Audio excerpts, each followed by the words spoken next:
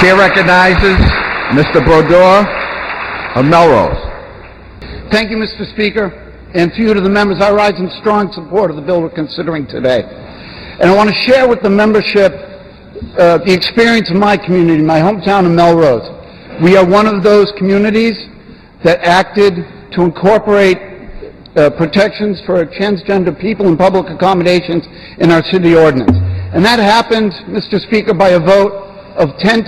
And the Melrose Board of Aldermen is a collection of women and men, Democrats and Republicans, and liberals and conservatives. And they chose unanimously to stand for anti-discrimination. And the city of Melrose continues to function. Businesses continue to relocate to Melrose. Existing businesses grow. As you may have seen in the Globe, our real estate market in Melrose is one of the hottest in the United States of America. In our schools, the district continues to do what it has done for many, many, many years, and that is to provide a safe and stimulating environment where all our students, including transgender students, have the opportunity to reach their full potential. And I am happy to say that hundreds of families continue to come into Melrose. They could go many, many places in the Commonwealth, and they choose the city of Melrose for many reasons, but also because of the high quality of the school system. In short, the sky is not falling in Melrose. Now, we heard earlier today from my good friend, my colleague from Andover, that this bill is progressives pursuing a radical social agenda.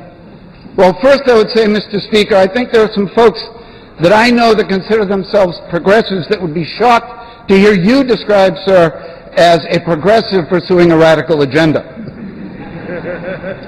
But let's consider the other members of the coalition that stands behind this bill.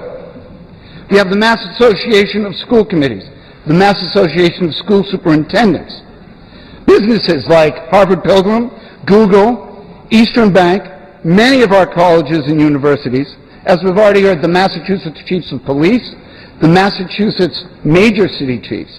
It includes all our major sports teams. It is a coalition that includes Republicans and Democrats, leadership of the House and Senate, rank and file members, business leaders, education leaders, medical professionals, faith leaders, students, parents, and the governor of the Commonwealth of Massachusetts. This, I would suggest, is hardly a coalition of radical progressives. And the proposition that Massachusetts will not permit transgender individuals to be excluded from stores, restaurants, hotels, theaters, public transportation, and the like is hardly a radical idea. Mr. Speaker, I believe it is an idea whose time has come.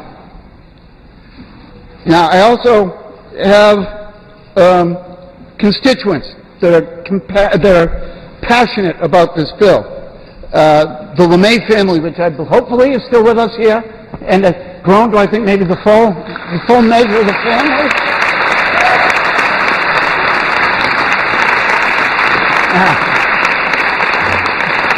I want to say to all of you, but particularly to you, Jacob, I hope that this is your last day here as anything other than maybe a field trip or a visitor or whatever the case may be. It's time to move on.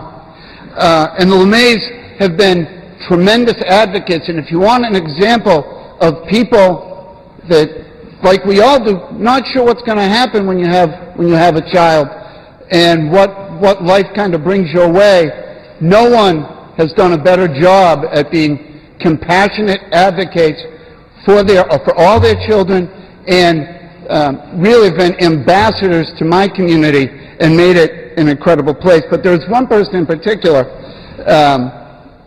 and that's Ella LeMay. Ella LeMay is Jacob's sister, and you will not meet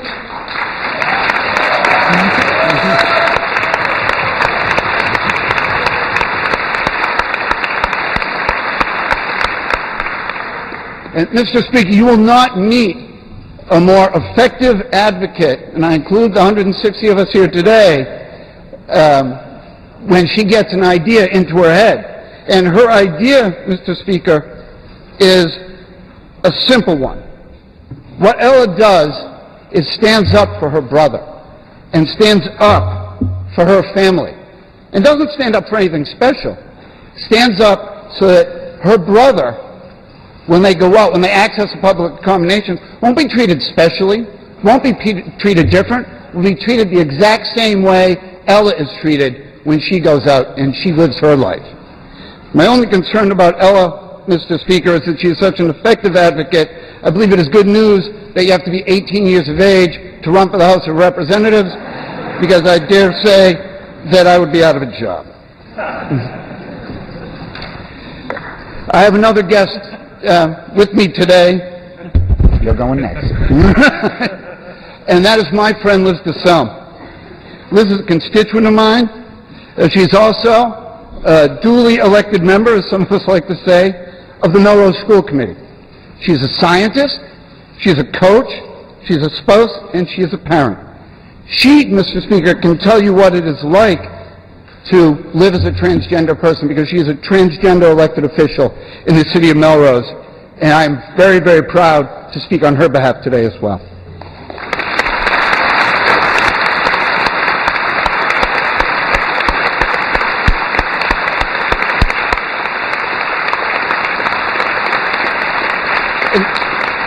So, Mr. Speaker, the idea that Liz could be able to join her coworkers after work for dinner or maybe a drink, or travel with them on a work trip, that strikes me as a completely not radical idea. That strikes me as what members of the community, no matter what their gender identity or sexual orientation or race, expect and deserve from the Commonwealth of Massachusetts. Mr. Speaker, that is not a radical idea. It is an idea whose time has come, and I hope we pass this bill overwhelmingly. Thank you, Mr. Speaker.